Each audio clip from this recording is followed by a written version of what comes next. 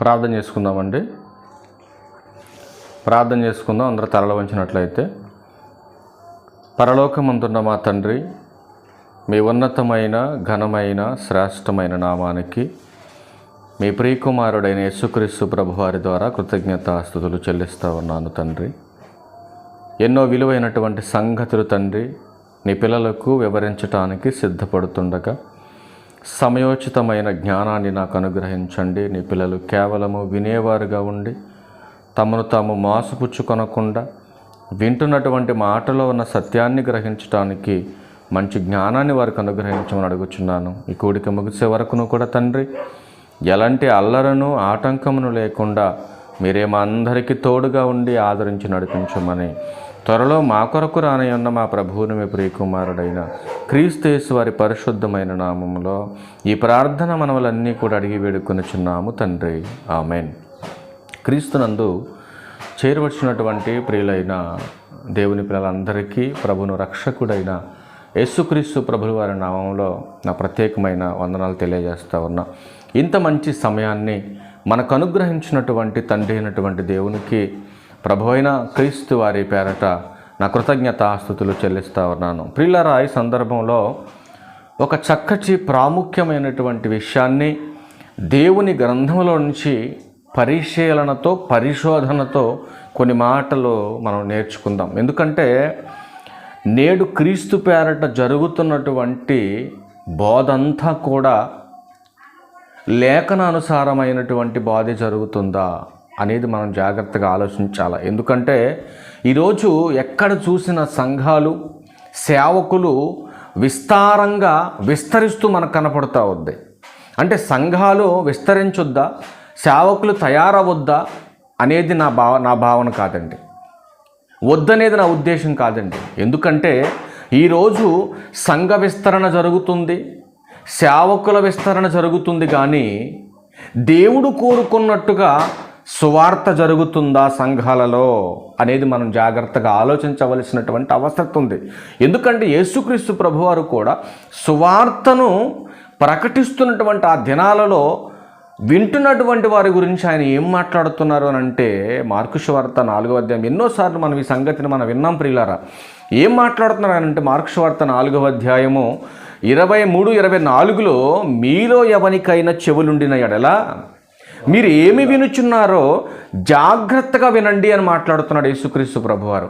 ఎందుకు వినే విషయంలో జాగ్రత్త కలిగి ఉండాలనంటే, మత్తయి సువార్త 7వ అధ్యాయం 15వ వచనంలో అబద్ధ ప్రవక్తలు వస్తారు, అబద్ధాలు చెబుతున్నటువంటి అబద్ధాలు ఇవన్నీ కూడా నా పేరట జరుగుతాయి, నా పేరట చెబుతారు ఇవన్నీ అబద్ధాలు. కాబట్టి అబద్ధ ప్రవక్తలను మీరు గుర్తించాలనంటే మీరు వింటున్నటువంటి బోధ జాగ్రత్తగా మీరు వినగలిగినప్పుడే ఆ అబద్ధ ప్రవక్తలను గురించి మీరు ఎరుగుతారని ప్రభు మాట్లాడుతున్నారు. చాలా జాగ్రత్తగా మనం వినాలి. ఈ సందర్భంలో దీనికి ఒక చిన్న టైటిల్ మనం తీసుకొని ముందుకెళ్ళే ప్రయత్నం చేద్దాం. వాక్యం చెప్పేవారు అసలు ఎలా ఉండాలి? జాగ్రత్తగా వినాలి. ఈరోజు ఎలా పడితే అలా వాక్యం మాట్లాడుతున్నారు, ఎలా పడితే అలా బోధించేసుకుంటూ వెళ్ళిపోతున్నారు.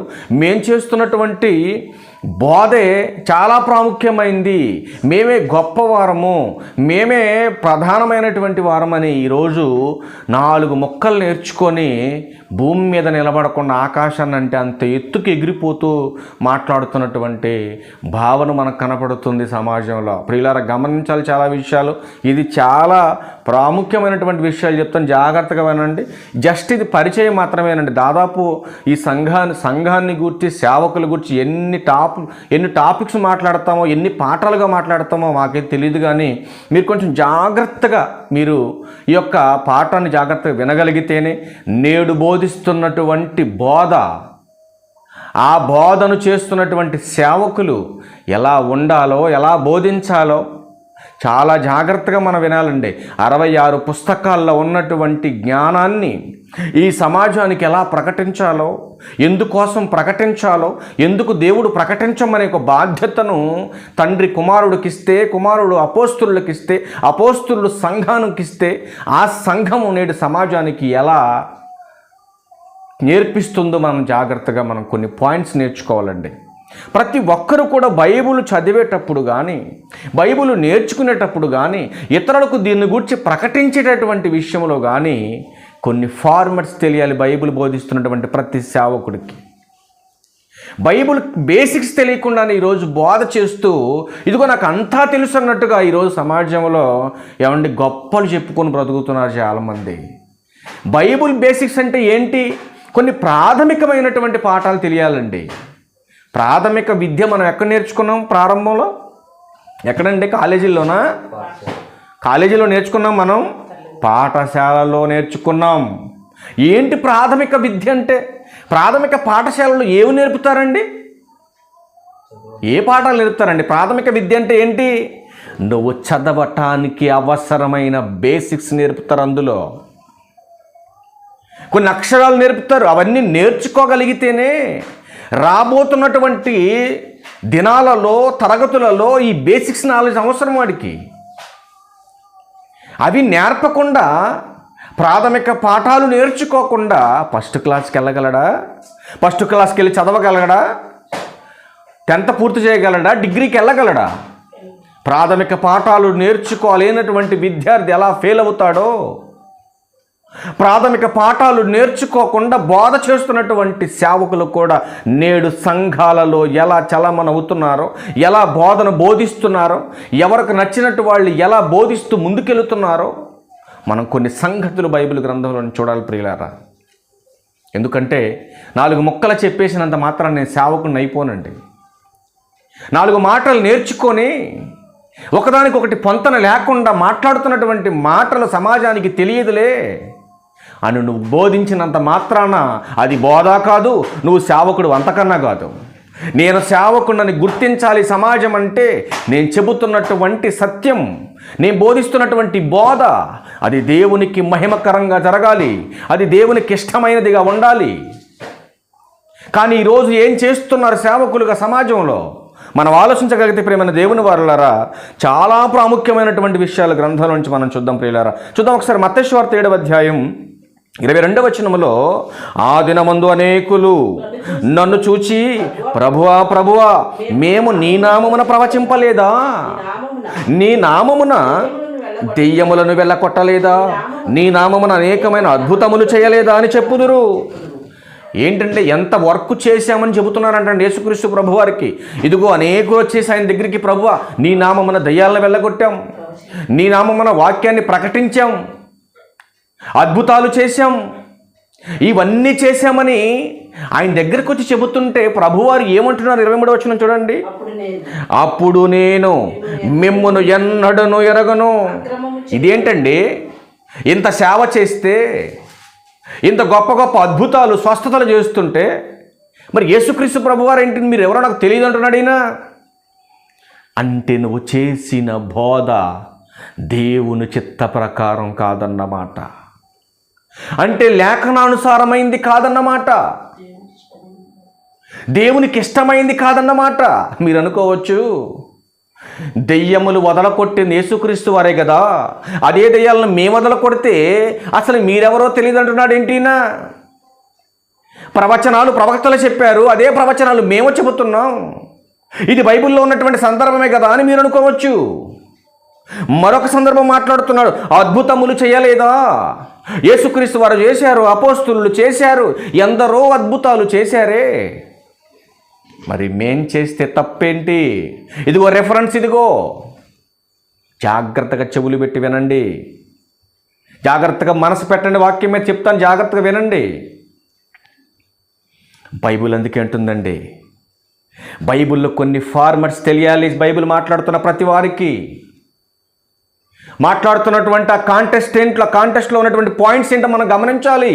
ఇవన్నీ తెలియకుండా దేవుని వాక్యాన్ని వక్రీకరిస్తూ, వారికి నచ్చినవి చెబుతూ, కల్పించుకుంటూ, సమాజంలో ఉన్నటువంటి అమాయకులైన విశ్వాసులను మోసం చేస్తూ, తమ స్వలాభం కోసమే దేవుని వాక్యాన్ని అడ్డు పెట్టుకొని కూడబెట్టుకుంటున్నారే సంపద, సంపాదించుకుంటున్నారే సంపద. ఎంత శాపమో జాగ్రత్తగా మీరు వినాలి. ఎంత భయంకరమైనటువంటి పరిస్థితిలోకి మీరు వస్తున్నారో జాగ్రత్తగా మీరు వినాలి. అందుకే ఆయన అంటున్నాడు, జాగ్రత్తగా వినండి. అద్భుతాలు నేను చేశాను, మీరు చేయటానికి వీల్లేదు. స్వస్థతలు నేను చేశాను, మీరు చేయటానికి వీల్లేదు. ఆ కాలం వేరు. ప్రవచనాలు చెప్పే ప్రవక్తల కాలం వేరు. ఈనాడు ప్రవచనాలు లేవు, స్థిరపరచబడింది. వాక్యానుసారంగా నువ్వు మాట్లాడాలి, కానీ నువ్వు ప్రవచనం చెప్పడానికి నువ్వు ప్రవక్తవ కాదు. అద్భుతాలు స్వస్థతలు చేయడానికి నువ్వు అపోస్తులుడు కాదు. యేసుక్రీస్తు వారు అంతకన్నా కాదు. నువ్వు ఈరోజు సంఘానికి వచ్చిన వారు ప్రభువుని నమ్మాలి. నమ్మినటువంటి వారు స్థిరంగా సంఘములో దేవునికి దగ్గర చేసే విశ్వాసం కలిగి ఉండాలి. అందుకంటున్నాడు, విశ్వాసము లేకుండా దేవునికి ఇష్టడై ఉండుట అసాధ్యం అన్నాడు. ఏమండి, దేవునికి ఇష్టడై ఉండకుండా, విశ్వాసము కలిగి లేకుండా స్వస్థత చేసేస్తానంటే స్వస్థత జరిగిపోద్దా? కానీ ప్రభు ఏమన్నాడు తెలుసా? ముగింపు మాటల్లో, నీ విశ్వాసమే ఇక నిన్ను స్వస్థపరచాలి. ఎవడు స్వస్థపరచడానికి వీల్లేదు. ఇక నా విశ్వాసమే నన్ను స్వస్థపరచాలి. ఈ నా విశ్వాసం నన్ను స్వస్థపరచాలి. అందుకే ప్రభు అంటున్నాడు, అక్రమము చేయువారులారా, గతించిపోయిన దానిని మరలా రిపీట్ చేయడానికి మీరెవర్రా? ఆ కాలం అయిపోయింది, దానిని మరలా మీరు మళ్ళీ కొనసాగించడానికి మీరెవరు? అందుకే అక్రమం చేయువారులారా, నా యొద్ద నుండి పోండి, నా యొద్ద నుంచి పోండి. గతించిపోయినటువంటి కాలములో జరిగినవి ఇప్పుడు చేయటానికి కాదు మిమ్మల్ని ఎన్నుకొంద నేను. అది కాదు ఇప్పుడు సంఘము చేయవలసింది. సంఘము సత్యానికి ఆధారం. ఇప్పుడు స్వస్థతలకు కాదు, అద్భుతాలకు కాదు సంఘం. సంఘము యొక్క ముఖ్య ఉద్దేశం అర్థం కాని సేవకులు, సంఘము యొక్క ఉద్దేశం అర్థం కానటువంటి సేవకులు తమకు నచ్చినట్టుగా, తమకు ఇష్టం వచ్చినట్టుగా దేవుని ఉద్దేశాన్ని ఎరగకుండానే సువార్త చేస్తూ మేము సువార్థికులమని చెప్పుకుంటున్నారే. మరి ఎలా ఉండాలి? బైబిల్ యొక్క మహాజ్ఞానాన్ని ఎలా ఫాలో చేయాలి, ఎలా అనుసరించి బోధించాలి? కొన్ని ఫార్మట్ చెప్తాను, జాగ్రత్తగా వినండి. మీరు కొన్ని ఫార్మట్ చెప్తాను, జాగ్రత్తగా వినాలి మీరు. ఇవన్నీ ఉండగలిగితేనే బోధ చెయ్యటానికి నీకు అర్హత ఉన్నట్టు. ఇవన్నీ ఉండాలి, ఈ లక్షణాలన్నీ ఉండాలి. అసలు సేవకుడు అంటే ఎవరో అవి కూడా చూపిస్తాను మీకు. సేవకుడు అంటే ఈ లక్షణాలన్నీ ఉండాలండి. ఇవన్నీ లేకుండా నువ్వు కోటేసుకున్నంత మాత్రాన, బైబిల్ పట్టుకొని తిరుగుతున్నంత మాత్రాన, 4 మొక్కలు చెప్పేసి యూట్యూబ్లో పెట్టుకున్నంత మాత్రాన నీకు ఒరిగేది ఏం లేదు. ఒక పాపిని మార్చగలిగే బోధ చేసిన వాడే నిజమైన సేవకుడు. ఆ పాపిని మార్చగలిగే బోధ చేయటానికి నిలబడినటువంటి సేవకునికి కొన్ని లక్షణాలు ఉండాలి. ఆ లక్షణాలు నీలో కనబడనప్పుడు, నీలో లేనప్పుడు నువ్వెంత బోధ చేసినా నీ బోధంతా వ్యర్థం. అందుకనే అసలు నిలబడి మాట్లాడుతున్నటువంటి సేవకుడికి ఉండవలసినటువంటి కొన్ని లక్షణాలు మీరు చూడగలిగితే ప్రియమైన దేవుని వారలారా, తిమోతి గారికి రాసిన 2వ పత్రిక, తిమోతి గారికి రాసిన 2వ పత్రిక, అపోస్తలుడైన పౌలు గారు తిమోతి గారికి రాసిన 2వ పత్రిక 2వ అధ్యాయము 15వ వచనాన్ని చదవగలిగితే ప్రియులారా, దేవుని ఎదుట, ఎవరి ఎదుట? మనుషుల ఎదుట కాదు మనం నిలబడేది. మనం నిలబడుతుంది దేవుని ఎదుట. సేవకులారా మీరు గమనించాలి ఈ విషయాలు. మనం నిలబడుతుంది దేవుని ఎదుట. ఆ దేవుని ఎదుట యోగ్యునిగాను, సిగ్గుపడనక్కరలేని పనివానిగాను, సత్యవాక్యమును సరిగా ఉపదేశించువానిగాను నిన్ను నీవే దేవునికి కనపరుచుకొనుటకు జాగ్రత్త పడాలి. ఎవరు కనపడాలని సువార్త చేస్తున్నావు నువ్వు? ఆలోచించు. నేడున్నటువంటి సేవకులు సమాజానికి కనపడాలి. ఎంతమంది అండి యూట్యూబ్లో, ఫేస్బుక్లో, ఎంతమంది పబ్లిసిటీ కోసం. పాపులారిటీ ఎవరికి కావాలండి? పబ్లిసిటీ ఎందుకండి నీకు? అసలు ఎంత చెప్పినా కూడా సమాజానికి అర్థం కాని విషయం ఏంటంటే, తమకు తాము హెచ్చించుకోవాలి, తామే గొప్పవారిగా కనబడాలి, అందరూ నన్ను గుర్తించాలి, అందరూ నన్ను పొగడాలి. 2వ భాగంలో మాట్లాడతామండి. ఎవరు హెచ్చాలో, ఎవరు తగ్గాలో, ఎవరు దేనికోసం ఈ యొక్క పరిచర్యలోకి వచ్చారో, పరిచర్యలోకి వచ్చినటువంటి వారు ఆత్మల భారం కలిగి ఉండాలో, ఆస్తుల భారం కలిగి ఉండాలో, అసలు బైబిల్ గ్రంథంలో ఏమి రాయబడిందో, నేడున్నటువంటి సేవకులు ఏమి నేర్చుకొని సమాజంలోకి వెళ్ళిపోయి తాముకు తామే గొప్పవారుగా హెచ్చించుకుంటున్నారో చాలా జాగ్రత్తగా మీరు వినాలి. చెబుతున్నాడు, దేవుని వాక్యాన్ని ప్రకటించడానికి నిలబడుతున్న సేవకుడు దేవుని ఎదుట ఎలా ఉండాలో తెలుసా? యోగ్యునిగా ఉండాలి. యోగ్యుడంటే కల్మషం, కపటం, పాపం లేనటువంటి వాడై ఉండాలి. ఎట్లాంటి అసూయ, ఈర్ష్య లేనటువంటి వాడై ఉండాలి. దేవుని ఎదుట యోగ్యునిగా ఉండాలి. సిగ్గుపడనక్కరలేని పనివానిగా ఉండాలి. ముగ్గురున్నా మాట్లాడాలి, 100 మంది ఉన్నా మాట్లాడాలి, నీ ఊరిలో మాట్లాడాలి, పొరుగురికి వెళ్ళినా మాట్లాడాలి, పక్క దేశానికి వెళ్ళినా మాట్లాడాలి. లేదు లేదు లేదు, నేను మా ఇంట్లో వరకే మాట్లాడతా, మా ఊర్లో వరకే మాట్లాడతా, నేను ఎక్కడికి వెళ్ళా మాట్లాడనంటే దేవుని యొక్క పనిలో నువ్వు యోగ్యుడవు కాదు, అయోగ్యుడవు అంటున్నాడు. మరలా ఇంకేం చెప్తున్నాడు చూడండి, సత్యవాక్యమును సరిగా విభజించాలి వాక్యాన్ని. అంటే వాక్యం చదువుతున్నటువంటి ఆ కాంటెక్స్ట్లో ఉన్నటువంటి ఆ బ్యాక్గ్రౌండ్ ఏదైతే ఉందో దాని యొక్క భావం ఏంటో, ఆ భావానికి ఉన్నటువంటి అర్థం ఏంటో చెప్పకుండా నేను 100 రెఫరెన్స్లు చెప్పానండి, 20 రెఫరెన్స్లు చెప్పానండి, ఏంటండి ఒరిగింది, దానివల్ల లాభం ఏంటండి? మీరు ఆలోచించండి. నువ్వు చెబుతున్న ప్రతి రెఫరెన్స్లో ఉన్నటువంటి సందర్భాన్ని, ఆ భావాన్ని విభజించి మాట్లాడాలి. ఆ దాంట్లో ఉన్నటువంటి సారాన్ని సమాజానికి చెప్పాలి. సత్యవాక్యమును సరిగా విభజించేవాడై ఉండాలి సేవకుడు. దేవుని ఎదుట యోగ్యునిగా ఉండాలి, సత్యవాక్యమును సరిగా విభజించేవాడై ఉండాలి. నిన్ను నీవే దేవునికి కనపరుచుకోవటానికి జాగ్రత్త కలిగి ఉండాలి. దేవా, నేను చేస్తున్న ఈ బోధ నీకు మహిమకరంగా ఉందా లేదా? నేను చేస్తున్నటువంటి బోధ వలన ఒక పాపి మారుతున్నాడా లేదా? తన ప్రవర్తన మార్చుకుంటున్నాడా లేదా?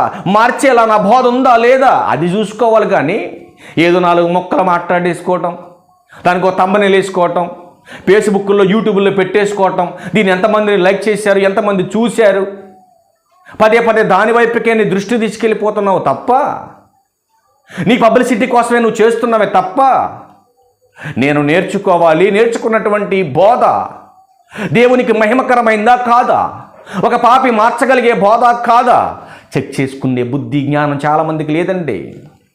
కొందరికి లేదు ఈ జ్ఞానం. అందుకే చెప్పాలని ఆతృత కలిగిన వాడు ఏం చెయ్యాలో బైబిల్ గ్రంథం హెచ్చరిస్తూ ఉంది. చూడండి, ద్వితీయోపదేశకాండం. జాగ్రత్తగా వినండి, చరిత్రలోకి వెళ్ళి మనం చూడాలి ఈ విషయాలన్నీ. ద్వితీయోపదేశకాండం 17వ అధ్యాయం. ద్వితీయోపదేశకాండం 17వ అధ్యాయం 21-22 చూడండి. తాను తన సహోదరుల మీద గర్వించి ఈ ధర్మమును విడిచిపెట్టి కుడికి గాని ఎడమకు గాని తాను తొలగక యుండునట్లు తన దేవుడైన యెహోవాకు భయపడి ఈ ధర్మశాస్త్ర వాక్యములన్నిటినీ, ఈ కట్టడలను అనుసరించి నేర్చుకొనుటకు అతడు తాను బ్రతుకు దినములన్నిటను ఆ గ్రంథమును చదువుచుండవలెను. చెప్పాలని ఆతృత కలిగిన వాడు ఏం చేయాలంటే ప్రతి దినము కూడా ఏం చేయమంటాడంటే వాక్యాన్ని చదవాలి. ప్రియులారా, ఏమంటే మనం చదవకుండా, మనం నేర్చుకోకుండా, మనం అనుసరించకుండా ఇతరులకు ఏమి నేర్పిస్తామండి? మీరు ఆలోచించండి ప్రియులారా. అందుకే ఏమన్నాడు, కుడికి కానీ ఎడమకు కానీ అని మాట్లాడుతూ పైన అంటాడు కదా, గర్వించి మాట్లాడకూడదు ఏ విషయాన్ని కూడా. నీ సహోదరులు కదా వాళ్ళు, ఎందుకు వాళ్ళ మీద గర్వం నీకు? నీ సహోదరులైనటువంటి వారిని ఎందుకు గర్విస్తావు నువ్వు? ఈ ధర్మాన్ని విడిచిపెట్టకూడదు. వాక్యాన్ని బోధించేవాడు వాక్య ప్రకారం బోధ జరగాలి, ఈ ధర్మానుకూలంగా వాక్య ప్రకారం బోధించాలి. అలా బోధించేవాడు కుడికి కానీ ఎడమకు కానీ తొలగకూడదు అంటున్నాడు. కుడికి ఎడమకేంటి? లోకములో బిలాము ఎలాగైతే మార్గం తప్పిపోయాడో అలా మీరు తప్పిపోకూడదని గ్రంథం హెచ్చరిస్తూ ఉంది. ఈ యొక్క సందర్భంలో మనకు అర్థమవుతుంది ఏంటంటే, బోధించేటటువంటి సేవకుడు ప్రతి దినము కూడా గ్రంథమును చదువుచుండాలి. వాక్యాన్ని బోధించేటటువంటి సేవకులు ఎలా ఉండాలంటే వాక్యాన్ని చదివిన దాని ప్రకారం ఉన్నది ఉన్నట్టుగా ఈ సమాజానికి బోధించాలని గ్రంథం హెచ్చరిస్తూ ఉందండి.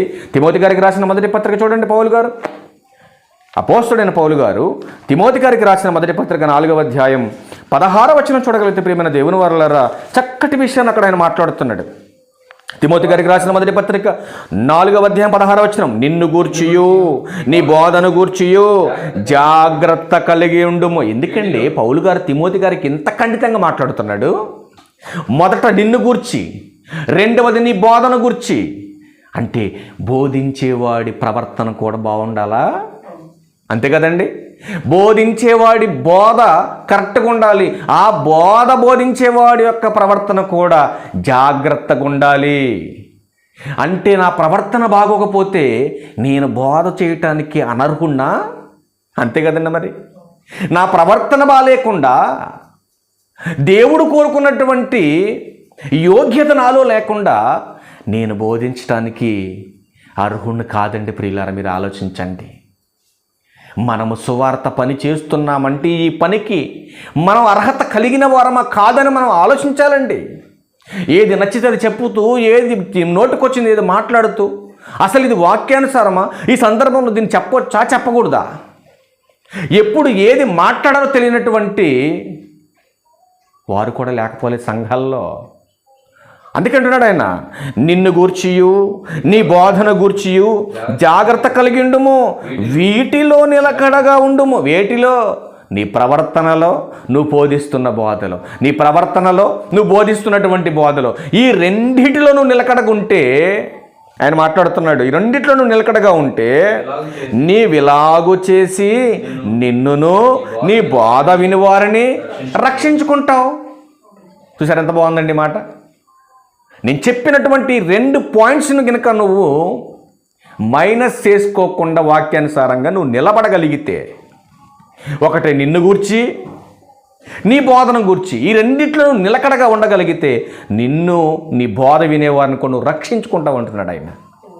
ఒకవేళ నా బోధ సరైంది కాకపోతే, నా బోధ సరైంది కాకపోతే, నా ప్రవర్తన సరిగా లేకపోతే నేను నరకానికి వెళ్ళిపోతాను.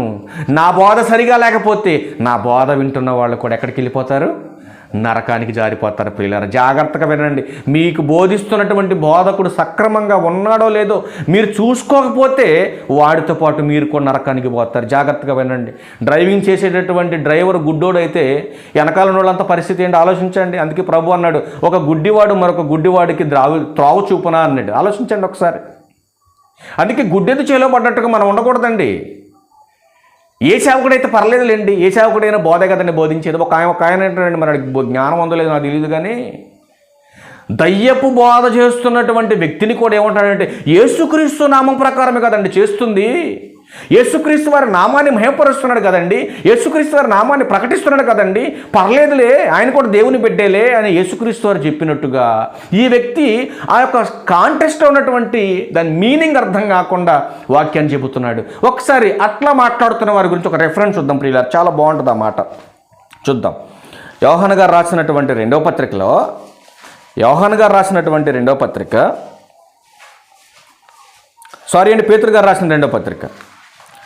గారు రాసిన రెండో పత్రిక 3వ అధ్యాయం 16 నుంచి చూడండి కొన్ని మాటలు. వీటిని గూర్చి తన పత్రికలన్నిటిలోనూ బోధించుచున్నాడు. అయితే వాటిలో కొన్ని సంగతులు గ్రహించుటకు కష్టమైనవి. ఎన్నంత కష్టమైనవి? కొన్ని కష్టమైనవి. జాగ్రత్తగా వినాలి ప్రియులారా మీరు. ఇవన్నీ కొన్ని సంగతులు కష్టమైనవి. వీటిని ఎందుకు కష్టమని చెబుతున్నాడు? ఎందుకు కష్టమో జాగ్రత్తగా బోధించేటటువంటి వారి గురించి చెప్తున్నాను, జాగ్రత్తగా వినండి.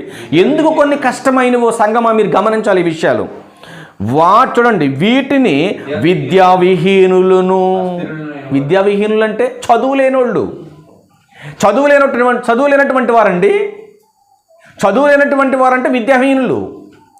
అస్థిరులైన వారును, అస్థిరులంటే స్థిరత్వం లేనటువంటి వారు, గాలికి చెదురు పొట్టు లాంటి వాళ్ళు. ఇల్లు స్థిరత్వం లేదు, ఇళ్లలో ఒకదాని మీద బేస్ అయి ఉండరు, ఒకటి చెప్పరు, అంతా మిక్స్డ్ బోధ, కలిపి చెరిపెట్టేటువంటి బోధ. ఒకదాని మీద స్టాండర్డ్గా నిలబడరు ఇల్లు. ఎక్కడొక మాట, అక్కడొక మాట తీసేసుకొని దీన్ని ఒక పాఠంగా రాసేసుకొని దానికి ఒక టైటిల్ ఎక్కడో యూట్యూబ్లో కాపీ కొట్టి రాసేసుకొని ఇదొక అద్భుతమైన పాఠంగా ఎదర కూర్చున్న అమాయకులకు చెప్పేసి ఆనందపడుతున్నారండి. జాగ్రత్తగా వినండి ప్రియులారా. అందుకే అంటున్నాడు, వీటిలో కొన్ని సంగతులు ఎందుకు కష్టమైన వాళ్ళకనంటే వీటిని విద్యావిహీనులు అస్థిరులైన వారును తక్కిన లేఖనములను అపార్థము చేసినట్లు తమ స్వకీయ నాశనమునకు అపార్థము చేయుదురు అంటున్నట్టే. ఎందుకు అపార్థం చేసుకుంటున్నారు వాక్యాన్ని? వాళ్ళకి అర్థం కాక, వాళ్ళకి నచ్చినట్టుగా కింద అంటున్నాడు కదా, అపార్థము చేదురని కాడ పుట్టినోట్లో రెండేసిన కాడ ఏముందండి, వక్రముగా తిప్పుదురు. వాళ్ళకి అర్థం కాదు ఆ భావం. అర్థం కాక ఆడికి నచ్చినట్టు తిప్పుకుంటాడు, ఆడికి నచ్చినట్టుగా మాట్లాడుతూ ఉంటాడు. వాడికి తెలియదు కదా మరి దాని పాయింట్ ఏంటో, అక్కడ ఉన్న కాంటెస్ట్లో ఉన్నటువంటి పరమార్థం ఏంటో వాడికి తెలియదు. ఎందుకంటే వాడికి జ్ఞానం లేదు. ఏ జ్ఞానం లేదు? దేవుని జ్ఞానం లేదు, చదువు లేదానికి. వాడికి నచ్చింది మాట్లాడుతూ ఉంటాడు, వాడు చూసిందే మాట్లాడుతూ ఉంటాడు తప్ప అసలు వాక్యంలో ఏముందో మాట్లాడు వాడికి తెలియగా మాట్లాడటానికి. అందుకే ప్రియులరా, చాలా ప్రాముఖ్యమైనటువంటి సంగతులు దేవుని గ్రంథంలో హెచ్చరిస్తున్నాడు. తిమోతి గారికి రాసిన 2వ పత్రికలో కూడా కొన్ని సందర్భాలు చెబుతున్నాడండి. దైవజనుడు ఎలా ఉండాలో చెబుతున్నాడు. దైవజనుడు అంటే సేవకుడు ఎలా ఉండాలో చక్కటి మాటలతో తిమోతి గారికి రాసినటువంటి 2వ పత్రిక 3వ అధ్యాయం 16-17 వచ్చిన చూడగలిగితే, దైవజనుడైనటువంటి వాడు సన్నద్ధుడై ప్రతి సత్కార్యమునకు పూర్ణముగా సిద్ధపడి ఉండునట్లు దైవావేశము వలన కలిగిన ప్రతి లేఖనము ఉపదేశించుటకును, ఖండించుటకును, తప్పిదిద్దుటకును, నీతి అందు శిక్ష చేయుటకును ప్రయోజనకరమై ఉంది. దైవజనుడు ఎలా ఉండాలంట? సన్నద్ధుడై అంటే ఒక యుద్ధానికి వెళ్తున్న వీరుడు ఎలాగైతే సంసిద్ధంగా ఉంటాడో, అన్ని తగిలించుకొని అన్ని సిద్ధం చేసుకుని ఎలా అయితే ఉంటాడో, సువార్తను చెప్పే సేవకుడు కూడా సంసిద్ధుడై ఉండాలి. అంటే సంపూర్ణంగా అంటానంటే అర్థం ఏంటి? నువ్వు చెప్పేది పూర్తిగా నువ్వు ఎరిగి చెప్పాలి, సంపూర్తిగా నువ్వు పూర్తిగా నేర్చుకొని మాట్లాడాలి. నువ్వు చెబుతున్నటువంటి సందర్భంలో ఏవైతే దేవుడు మాట్లాడబోతున్నాడో వాటన్నిటి యొక్క మర్మాలన్నీ కూడా నువ్వు ఎరిగి వాళ్ళకి బోధించేవాడిగా ఉండాలి. అందుకే దైవజనుడు సన్నద్ధుడే అంటే సిద్ధంగా ఉండాలంటున్నాడండి. సిద్ధపాటు ఉండాలి. సిద్ధపాటు ఉండాలంటే అప్పటికప్పుడే 4 ముక్కలు రాసుకొని చెప్పడం కాదండి. ఏం చేయాలి మరి? ప్రిపేర్డ్గా ఉండాలి. ముందుగానే సిద్ధపాటు కలిగి ఉండాలి. ఏం మాట్లాడాలో, ఏం చెప్పాలో దాని భావాన్ని ఎరిగిన వాడిపై నువ్వు బోధించాలి. అందుకే మరొక మాట చూడండి, సిద్ధపాటు లేని వాళ్ళు, సంపూర్ణత లేనటువంటి వారు, లేఖనములో ఉన్నటువంటి సత్యాన్ని అర్థం కాకుండా బోధిస్తున్నటువంటి వారు ఎలా ఉన్నారో చూడండి. అసలు ఈ బోధ ఎందుకు సిద్ధపాటు కలిగి ఉండాలంటే ఉపదేశించడానికి సిద్ధపాటు కలిగి ఉండాలి. ఖండించడానికి, ఎవడైనా తప్పు చేస్తే ఆ తప్పును ఖండించటానికి, ఆ తప్పును దిద్దటానికి వాక్యం నేర్చుకొని సంపూర్ణముగా సంసిద్ధంగా ఉండాలని వాక్యం చెబుతుంది. కాబట్టి ప్రియులారా, మీరు జాగ్రత్తగా ఆలోచించండి. చాలామంది ఎలా మారిపోతున్నారు, ఎలా ఉన్నారు చూడగలిగితే, తీతు గారికి రాసినటువంటి మొదటి పత్రిక, ఒకటే పత్రిక ఉంటుందండి. తీతు గారు రాసినటువంటి పత్రిక, అపోస్తలుడైన పౌలు గారు తీతు గారికి రాసినటువంటి పత్రికలో 1వ అధ్యాయం 9 నుంచి చూడగలిగితే, తాను హితబోధ విషయమై జనులను హెచ్చరించుటకును, ఎదురాడి వారి మాట ఖండించుటకును శక్తి గలవాడగునట్లు ఉపదేశం అనుసరించి నమ్మదగిన బోధను గట్టిగా చేపట్టుకుని వాడే ఉండాలి. ఎలా ఉండాలంటే సేవకుడు, నువ్వు నమ్మగలిగినటువంటి బోధ, నమ్మకమైనటువంటి బోధ, ఆరోగ్యకరమైనటువంటి బోధ నువ్వు గట్టిగా చేపట్టాలి. ఎందుకు చేపట్టాలి? 10వ వచనం, అనేకులు విశేషముగా సున్నతి సంబంధులను, అవిధేయులను, వదరబోతులను, మోసపుచ్చువారనై ఉన్నారు. ఏం చేస్తున్నారంటండి? వదరబోతులు, నోటికి వచ్చింది మాట్లాడటం, కల్పించేసుకొని మాట్లాడటం. ఏమండి ఎలా ఉన్నారంటే వీళ్ళు? అవిధేయులు, మోసపుచ్చేవారై ఉన్నారు, వారి నోళ్ళు మోయింపాలి. అట్టి వారు ఉపదేశింపకూడని వాటిని దుర్లాభము కొరకు ఉపదేశించుచు కుటుంబములని పాడు చేయుచున్నారు. అలా పాడు చేస్తున్న వారిని ఖండించొద్దా? అలా ఖండించాలంటే హితవాక్యమును గైకొనాలి.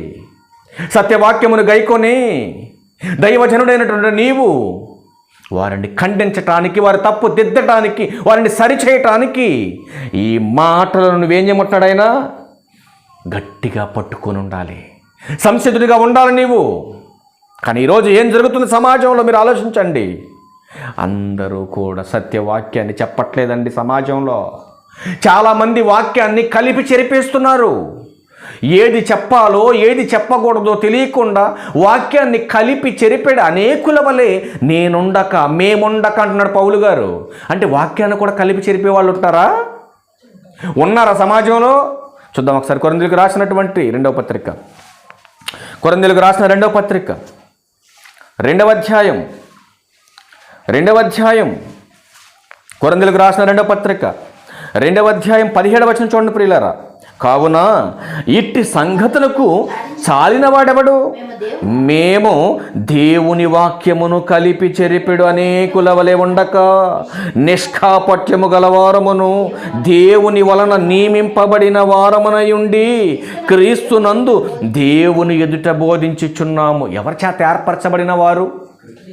క్రీస్తు చేత ఏర్పరచబడినటువంటి వారు సత్యవాక్యమును బోధించేవారు. మరి కలిపి చెరిపెడేవారు వాళ్ళు దేవుని చేత ఏర్పరచబడిన వారు కాదండి. స్వలాభం కోసం, వాళ్ళ మెప్పు కోసం, వాళ్ళ ఘనత కోసం దేవుని బోధన అడ్డు పెట్టుకొని ఏదో సంపాదించేసేయాలి, ఏదో సాధించేయాలి, ఏదో ఘనత కోరుకోవాలి అని ప్రభు నామానికి అవమానకరంగా తమను తామే హెచ్చించుకుంటున్నటువంటి అపవాది యొక్క అనుచరులు వాళ్ళు. ఈ కలిపి చెరిపెడి బోధ చేస్తున్న వారందరూ కూడా అపవాది యొక్క పరిచారకులు. చూద్దాం ఆ మాట కూడా. కొరింథీయులకు రాసినటువంటి రెండవ పత్రిక చూడండి ఒకసారి.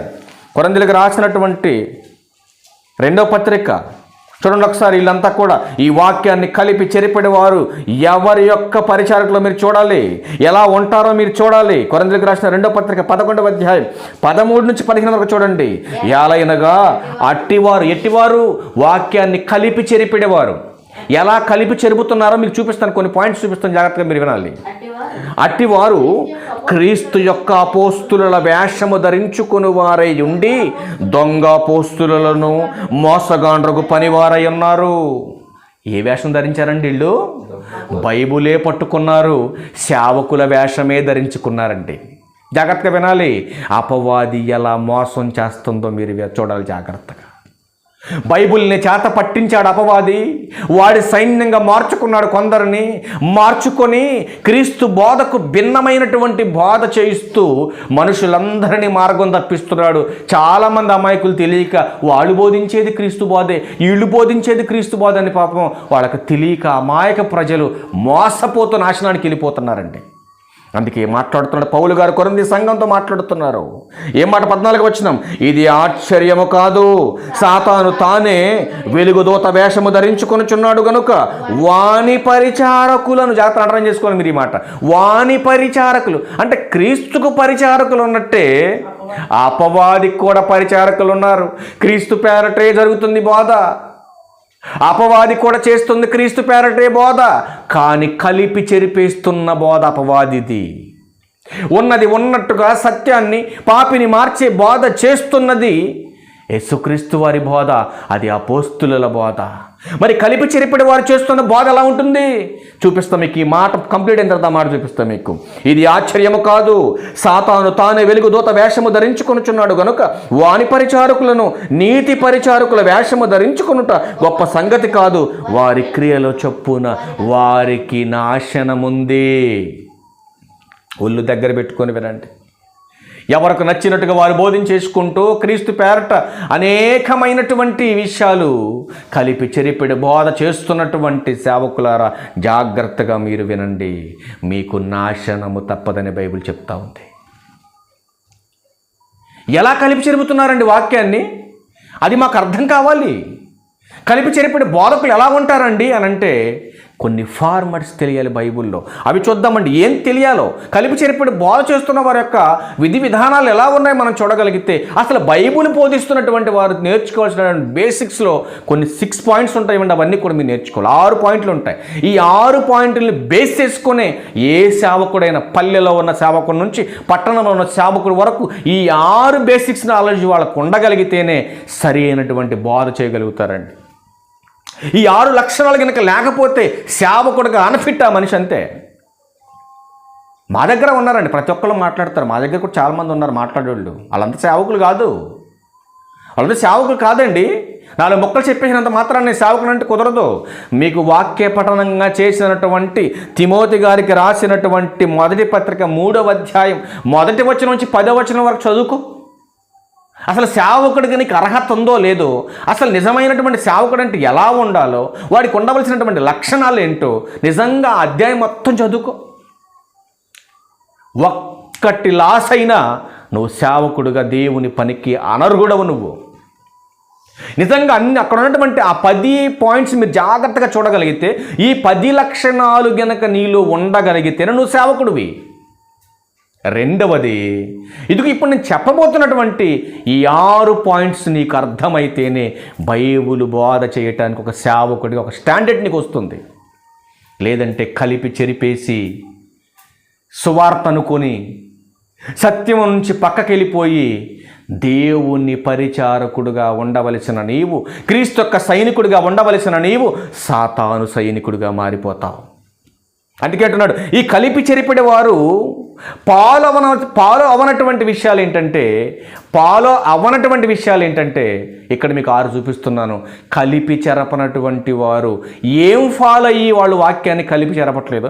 ఎందుకు వారు క్రీస్తు బోధలో నుంచి దిగజారిపోకుండా, ఘనత కోరుకోకుండా, క్రీస్తు కొరకే క్రీస్తు చూపిన మాదిరిని కొనసాగిస్తూ ఎన్ని కష్టాలు వచ్చినా, బాధలు వచ్చినా, నిందలు వచ్చినా, ఈ లోకం కోసం, ఈ దేహం కోసం వాళ్ళు ప్రయాసపడకుండా ఏం ఫాలో అయ్యి వాళ్ళు సత్యంగా ప్రకటిస్తున్నారు. కొన్ని పాయింట్స్ చూడగలిగితే బైబిల్లో వాక్యం చెప్పే సేవకులు కొందరు మాత్రమే ఇవి తెలుసుకొని ప్రకటిస్తున్నారు, కొందరు తెలుసుకోకుండా ప్రకటిస్తున్నారండి. కొందరు మాత్రమే తెలుసుకున్నారు ఇవి, కొందరు తెలియదండి ఇవి. అందుకనే ఈ 6 పాయింట్స్ మీరు జాగ్రత్త చూడగలిగితే బైబిల్లో మొట్టమొదటిగా ప్రతి పాయింట్ మనం గమనించవలసిన విషయం ఏంటంటే, అసలు ఈ యొక్క కాంటెస్ట్లో ఎవరు మాట్లాడుతున్నారు? ఫస్ట్ పాయింట్ మీరు గుర్తుపెట్టుకోవాల్సిన విషయం ఏంటంటే, ఏ అధ్యాయంలో ఏ రెఫరెన్స్ మీరు తీసినా, చదువుతున్నా, మీకు ప్రకటించబడుతున్నా, ఈ కాంటెస్ట్లో అసలు మొట్టమొదటి పాయింట్ ఏంటంటే అసలు ఎవరు మాట్లాడుతున్నారు. రెండవ పాయింట్, ఎవరితో మాట్లాడుతున్నారు, ఎవరితో మాట్లాడుతున్నారు, దేనిని గురించి మాట్లాడుతున్నారు, ఇది అర్థం కావాలండి బైబిల్ బోధించే సేవకులకి. జాగ్రత్తగా మీరు పసిగట్టాలి ఈ విషయాలన్నీ. ఎవరు మాట్లాడుతున్నారు, ఎవరితో మాట్లాడుతున్నారు, దేనిని గురించి మాట్లాడుతున్నారు అనేవి 3 పాయింట్స్ ప్రాముఖ్యమైతే, అతి ప్రాముఖ్యమైన విషయాలు చెప్తున్న జాగ్రత్తగా వినండి. ఈ పాయింట్స్ అర్థం కాకపోవటం వల్లే వాక్యాన్ని కలిపి చెరిపి క్రీస్తు సువార్థికులుగా ఉండవలసిన వారు సాతాను సువార్థికులకు వెళ్ళిపోతున్నారు. క్రీస్తు మార్గంలో సత్యాన్ని ప్రకటించవలసిన వారు అపవాది యొక్క మాయలోకి వెళ్ళిపోతున్నారు. ఈ ప్రాముఖ్యమైన 3తో పాటు మరొక ప్రాముఖ్యమైన 3 విషయాలు చెప్తాను, జాగ్రత్తగా వినండి. 4వ పాయింటే టైం ఉండాలి. టైం ప్రకారం బైబిల్ ఎలా మాట్లాడిందో, టైం అంటే కాలం, ఆ సమయం మనకు తెలియాలి. ఇప్పుడు మాట్లాడుతున్నటువంటి కాంటెస్ట్లో నేను మాట్లాడుతున్నటువంటి కాలం ధర్మశాస్త్ర కాలమా, పితరుల కాలమా, క్రీస్తు కాలమా? ఏ కాలాన్ని బట్టి నేను మాట్లాడుతున్నాను? ఇప్పుడు ఈ టాపిక్ ఎవరిని ఉద్దేశించి మాట్లాడుతుంది? ఇది తెలియాలండి, ఇది తెలియాలి. క్రీస్తు కాలంలో చెప్పవలసిన విషయాలు తీసుకెళ్ళి పితరుల యుగంలో కంపేర్ చేసుకొని, పితరుల యుగంలో విషయాలు తీసుకొచ్చామో క్రీస్తు యుగంలో కంపేర్ చేసుకొని ఇలా మిక్స్డ్ బోధన చేసేస్తే ఆ టైం, ఆ కాలం నీకు అర్థం కానట్టు. 5వ విషయం చెప్తున్నాడు కదా, సందర్భం నీకు అర్థం కావాలి. దేవుడు ఏ సందర్భంలో ఏ విషయాన్ని తెలిపాడో, ఇది పితరుల యుగంలో చెప్పిన సందర్భమా, ధర్మశాస్త్ర యుగంలో చెప్పిన సందర్భమా, క్రీస్తు యుగంలో చెప్పినటువంటి సందర్భమా, ఇది సంఘమును గూర్చిన సందర్భమా, లోకాన్ని గూర్చిన సందర్భమా, సేవకులు గూర్చిన సందర్భమా, ఏమంటే పరిశుద్ధాత్మను గూర్చిన సందర్భమా, అసలు ఎవరిని గూర్చిన సందర్భం ఇది? అసలు ఈ సందర్భమే తెలియకుండా బాధ చేసేవాళ్ళు చాలామంది ఉన్నారండి సమాజం. ఏంటి సందర్భం నీకు అర్థం కాకపోతే ఒక మాట చెప్తే ఎగ్జాంపుల్గా రాసుకునికి అవసరమైతే, నోవాహు వాడకట్టు అన్నాడు. సందర్భం జాగ్రత్తగా వినాలి నువ్వు. ఇది ఈనాడు నువ్వు కట్టవలసిన వాడ కాదు, ఇది నీ పాయింట్ కాదు, ఇది నీకు ఆజ్ఞాపించింది కాదు. ఇది అర్థమైందన్న మాట మీకు? ఏనాడు చెప్పిన మాట ఇది? ఎప్పటి సందర్భం ఇది? నోవాహు దినాలలో చెప్పినటువంటి సందర్భాన్ని తీసుకొచ్చి ఇప్పుడు క్రీస్తు సంఘాన్ని కట్టిన తర్వాత ఇప్పుడు ఇక్కడికి వచ్చి సంఘంలో నాయన నువ్వు మళ్ళీ వాడగట్టు అని నువ్వు చెప్పావు అనుకోండి, ఎలా ఉంటుంది? ఎర్రుబాగులతో అనంగా ఉంటుంది ఆ మాట. ఆ సందర్భం జాగ్రత్తగా వినాలి నువ్వు. 6వ పాయింట్ చెబుతున్నాడు కదా, భాషా విధానం తెలియాలి. కొన్ని పదాలు చాలామందికి తెలియదండి. యేసుక్రీస్తు ప్రభు వారు చక్కటి మాట చెప్పాడండి. ఇదిగో ఇప్పుడే గొడ్డల చెట్టు వేరున ఉంచబడి ఉంది. ఏంటి గొడ్డలకి చెట్టుకి ఏంటి సంబంధం అంటే దేంతో పోల్చాడు మనుషుల్ని? పాపాన్ని కూడా ఒక సందర్భంలో ఎబ్రీ పత్రికలో మాట్లాడతాడు కదా, పాపాన్ని కూడా చేదైన వేరు అంటాడు. అంటే ఈ పాయింట్స్ అన్నీ మీకు తెలియాలి. భాషా విధానం, దాని భావం మనకు అర్థం కావాలి. ఇవన్నీ ఏం తెలియదండి. గుడ్డెదు చేలో పడ్డట్టుగా బైబుల్ తీసుకోవడం, 4 మొక్కలు రాసుకోవడం, దానికి ఒక టైటిల్ వేసుకోవడం, ఇది పాఠమని చెప్పేయటం. ఇదే నా సేవకుడిగా నువ్వు నేర్చుకున్నది? ఇదేనా ఒక సేవకుడు చెప్పవలసినటువంటి సత్యం? ఆలోచించండి. అందుకే అంటున్నాడు కదా, ఇట్లాంటి వారందరూ కూడా ఈ ఫార్మెట్ని మీరు జాగ్రత్తగా పాయింట్ చేసుకొని అర్థం చేసుకొని వీటిని ఫాలో అవుతూ మీరు బోధ చేయగలిగితే సత్యమైన బోధను బోధించేటటువంటి సేవకులుగా మీరు ఉండగలుగుతారు. ఇవన్నీ ఫాలో అవ్వకుండా, ఇవన్నీ తెలుసుకోకుండా ఏదో 4 మొక్కలు నేర్చేసుకొని చెప్పేస్తాను, నేనే గొప్పవాడిని, నేనే ప్రాముఖ్యమైన వాడిని అని మీరు చెప్పుకోవటం వల్ల మీకు ఒరిగేది ఏమీ లేదండి. జాగ్రత్తగా మీరు ఆలోచించండి. దేవునికి మహిమ రావాలి మన సువార్త వలన. మనం చేసే బోధ వలన దేవుని మహిమపరచబడాలి, దేవుని మహిమపరిచేలాగా మనం బోధించాలి. అందుకే అంటున్నాడు కదా, అసలు క్రీస్తు బోధ యందు నిలిచి ఉండక. ఫైనల్ ఒక మాట చూసి మనం క్లోజ్ చేద్దాం. ఫైనల్ ఒక మాట చూద్దాం. మిగతా భాగం మనం ప్రభుత్వమైతే 2వ భాగంలో మనం నేర్చుకుందాం. ఒకసారి ఆ మాట కూడా చూసి మనం క్లోజ్ చేద్దాం. పేతురు గారు రాసినటువంటి ఒకసారి యోహాన్ గారు రాసిన 2వ పత్రిక, యోహాన్ గారు రాసినటువంటి 2వ పత్రిక 9:11 చూద్దాం. ప్రియులారా, క్రీస్తు బోధ యందు నిలిచి ఉండక దానిని విడిచి ముందునకు సాగు ప్రతి వాడును దేవుని అంగీకరింపనివాడు ఆ బోధ యందు నిలిచి ఉండువాడు. 2వ పత్రిక అండి, యోహాన్ రాసిన 2వ పత్రిక 1వ అధ్యాయం ఉంటుంది. 9, 10, 11 చూద్దాం. క్రీస్తు బోధ యందు నిలిచి ఉండక దానిని విడిచి ముందునకు సాగు ప్రతి వాడు దేవుని అంగీకరింపనివాడు. జాగ్రత్తగా వినాలి. క్రీస్తు బోధ చేయకుండా క్రీస్తు ఏ బోధ చేశాడు? పదే ప్రభువా ప్రభువా ప్రభువా ప్రభువా ప్రభువా అంటే ఒరిగేది ఏం లేదు. ఆలోచించండి. అందుకే ప్రభు అన్నాడు మత్తయి 7:21 ప్రభువా ప్రభు అని నన్ను పిలిచి ప్రతివాడు పరలోకానికి రాడు. నీ బండి మీద ప్రభువా ప్రభు అని రాయించుకుంటే ఏం ఉపయోగం లేదు, నీ గోడల మీద రాయించుకుంటే ఉపయోగం లేదు, పాంప్లెట్లు వేసుకొని పంచితే ఉపయోగం లేదు. మరి ఏం చేయాలి? పరలోకమందున్న తన తండ్రి చిత్తాన్ని నెరవేర్చాడే క్రీస్తు బోధ ద్వారా ఆ బోధ చెయ్యాలి. అందుకే అంటాడు క్రీస్తు బోధ. ఏం చేశాడు క్రీస్తు బోధ? తండ్రి చిత్తాన్ని పంచాడు, తండ్రి చిత్తాన్ని ప్రకటించాడు. ఆ బోధను తేగనటువంటి వాడు, ఆ బోధ యందు నిలిచి ఉండనటువంటి వాడు తండ్రిని కుమారుని అంగీకరింపనేవాడు ఎవడైనను ఈ బోధను తేక. ఏ బోధ? క్రీస్తు బోధ తేనటువంటి వాడు ఎవడైనా మీ ఇంటికొచ్చిన, మీ వద్దకొచ్చిన వాడితో ఏం చెప్పొద్దు అంటున్నాడు? వందనాలు చెప్పకండాడికి. క్రీస్తు బోధ తేనటువంటి వాడు, తండ్రి చిత్తాన్ని ప్రకటించినటువంటి వాడు మీ ఇంటికి వస్తే అట్లాంటి వాడికి మీరు వందనాలు చెప్పకండి. ఎందుకు చెప్పొద్దన్నాడు? 11వ వచనంలో శుభమని వానితో చెప్పువాడు వాని దుష్ట క్రియలలో పాలివాడగును. వాడితో పాటు నువ్వు కొన్ని నరకానికి పోతా ఉంటున్నాడు. వాడితో పాటు నువ్వు కొన్ని నరకానికి వెళ్ళిపోతావు వాడికి వందనాలు చెప్తే. ఆలోచించండి ప్రియులారా, చాలా సందర్భాలు ఉన్నాయి. దాదాపు ఒక 10-20 పాఠాలు చెప్పాలని చాలా ఆశగా ఉంది. చాలా సందర్భాలు ఉన్నాయి. ఇవన్నీ కూడా సేవకుడు అంటే ఎలా ఉండాలి, సేవలోకి వచ్చినటువంటి సేవకులు ఎట్లాంటి బోధ కలిగి ఉండాలి, ఈరోజు ఎంత మోసపూరితమైనటువంటి బోధ జరుగుతుందో అన్ని సందర్భాలు కూడా ఈరోజు బయటకు తీసుకొచ్చి సత్యాన్ని సంఘానికి నేర్పించాలనే తపనతో, సంఘం పాడైపోకూడదనే భావనతో, దేవునికి మహిమ జరగాలని, ఉన్నతమైనటువంటి లోకానికి తన పిల్లలు వెళ్ళాలనే భావనతో అబద్ధాన్ని ప్రకటించేవాడి బోధన ఖండించటానికే దేవుని సేవకుడు ఎలా ఉండాలో, ఆ సేవకుని లక్షణాలు ఎలా ఉండాలో సంఘానికి తెలియపరచడం కోసమే, ఈ సమాజానికి సత్యాన్ని ప్రకటించడం కోసమే ఈ యొక్క టాపిక్స్ అన్నీ కూడా ఎన్నుకోవడం జరిగింది. ఇంకా ఎన్ని సందర్భాలతో, ఎన్ని టాపిక్లతో మీ ముందుకు తీసుకొస్తామో మీరు ప్రతిదినము కూడా దేవుని వాక్యాన్ని వినటానికి సంసిద్ధులుగా ఉండాలని ప్రభు పేరట మీకు మనవి చేస్తూ, ఆసక్తిగా ఉన్న మీ అందరికీ ప్రభును రక్షకుడైన క్రీస్తు వారి పేరట నా ప్రత్యేకమైన వందనాలు తెలియజేస్తూ ఈ నా మాటల్లో ముగిస్తా ఉన్న అందరికీ వందనాలు. Okay, thank you.